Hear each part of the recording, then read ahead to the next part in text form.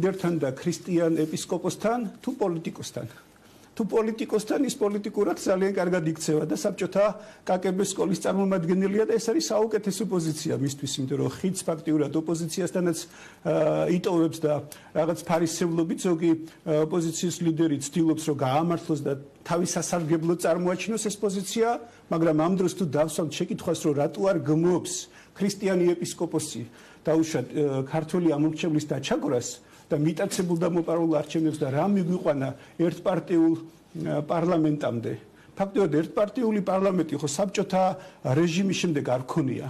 ანუ ესეც უპრეცედენტოა და საბჭოთა სისტემის დროს ხოლო დღესასწაულებს ულოცავდა. იქაც არ აქვს პრეცედენტი, რომ საბჭოთა კომუნისტურ პარტიას ან ცეკას პატრიარქი ულოცავდა არჩევნები ფაქტობრივად არ ტარდებოდა. ისე ტარდებოდა, რომ თავარი იყო ვინითვლიდა ხმებს სტალინურად. ეხლაც ისე ჩატარდა.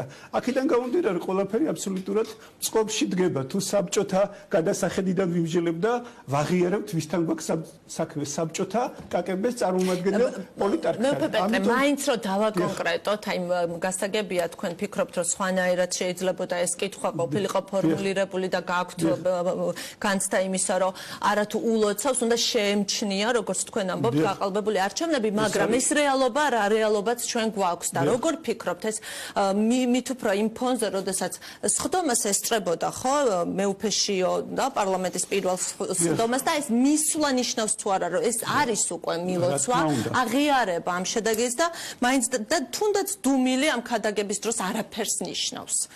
რა თქმა უნდა, კიდევ ერთხელ ამბობ, რომ ამით ხიდს იტოვებს ოპოზიციასთან, რომელიც მე ვაქარამ სრულიად, მაგრამ გამონაკლისები, რომელიც ღირსების და მოწოდების სიმაღლეზე არ არიან და ვერ ბედავენ პატრიარქს როგორც კერპს ამხილონ და მოუწოდონ მან ქრისტიანობისა და ღირსეული მღვდელთავრობისაკენ, ანუ უსამართლოთა დაჩაგრულთა მხარეს უნდა იყოს და ხალხის მხარეს და სიმართლის მხარეს უნდა იყოს პატრიარქი.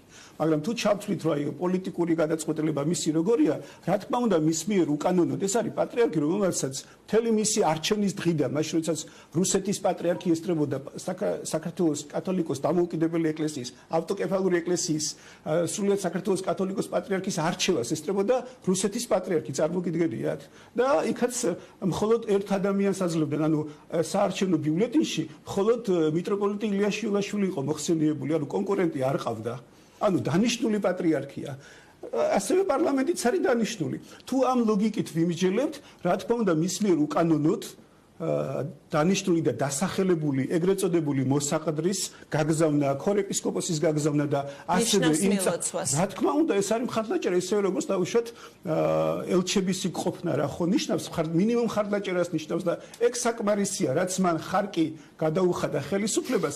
ხელისუფლება ამით კმაყოფილია და ჩვენ მოვისმინეთ ასევე ხელისუფლების საბჭოთა მემკვიდრეების, ასევე წარმომადგენლების ინტერვიუები და შეფასება, რომ ეს ნიშნავდა ისინი კმაყოფილი არიან ხელისუფლება, ეგრეთ წოდებული ხელისუფლება, ესე ვთქვათ.